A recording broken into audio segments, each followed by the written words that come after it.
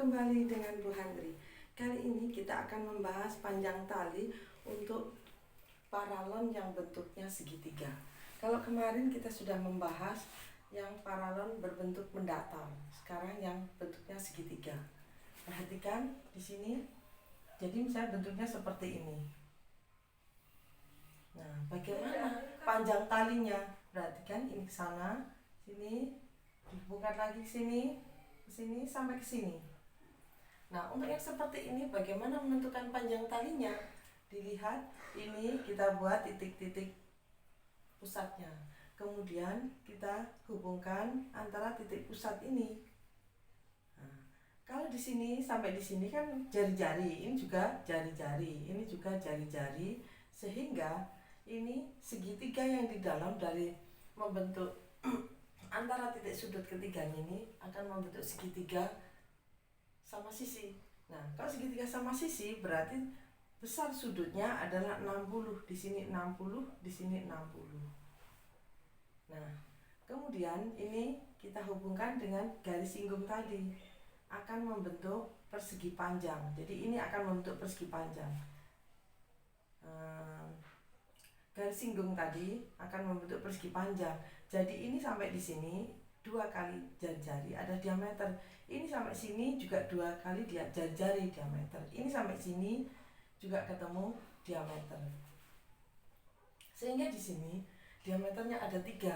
Sehingga panjang tali dilihat di sini 3 kali diameter ditambah. Nah, ini yang jadi masalah, ini sampai sini, ini sampai sini, ini sampai sini talinya ini sama saja dengan mencari panjang busur. Nah, kalau mencari panjang busur, perhatikan di sini kita harus tahu berapa besar sudutnya. Nah, di sini dilihat ini satu lingkaran ini kan siku-siku, di sini juga siku-siku. Jadi saya perbesar ini. Nah, di sini. Nah, di sini siku-siku. Di sini siku-siku, di sini 60 seperti ini. Nah, berarti kan sisanya ini 90, 90. Berarti 180 ditambah 60. Tinggal sisanya ini harus ketemu 360. Jadi 360 dikurangi dengan 180 ditambah 60. Berapa? 360 dikurangi ini 0, 14, 1, 240. Sehingga ketemu 120. Jadi sisa ini ada 120. Nah, berarti yang sama, ini 120 derajat, ini juga 120, ini juga 120. Nah, ini panjang busur, ini 120 tambah 120 tambah 120, kalau 3 kali kan ketemu 360. Nah, kalau 360 berarti itu satu lingkaran penuh. Kalau satu lingkaran penuh berarti sama saja dengan kita mencari kelilingnya.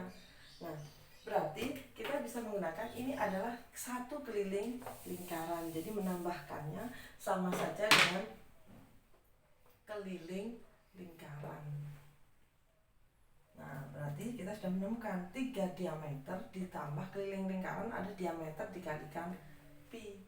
Ini kalau segitiga, bentuknya segitiga dan paralonnya hanya 3. Nah, sekarang kalau paralonnya itu banyaknya 5, ya kan 5, di sini 1, ini 2, bawahnya lagi 3. Perhatikan di sini 1, di sini 2, bawahnya berarti di sini 3, 1, 2, 3. Di sini ada 5. Nah, bagaimana yang begini? Nah, kita hubungkan seperti tadi. Untuk menemukan rumus, kita sekarang mau menemukan rumus dari panjang tali itu bagaimana kalau paralon itu disusun dalam bentuk segitiga. Nah, sekarang di sini dilihat seperti tadi. Ini diameter, ini diameter, ini juga sama sampai sini. Jadi satu sisi ada 2 diameter, satu sisi lagi dan 2 meter lagi, 2 diameter lagi, ini juga 2 diameter lagi. Berarti ada 6. Sementara yang ini juga sama tadi, ini kan 120 karena ini juga membentuk segitiga sama sisi, berarti di sini 60, di sini 60, di sini 60.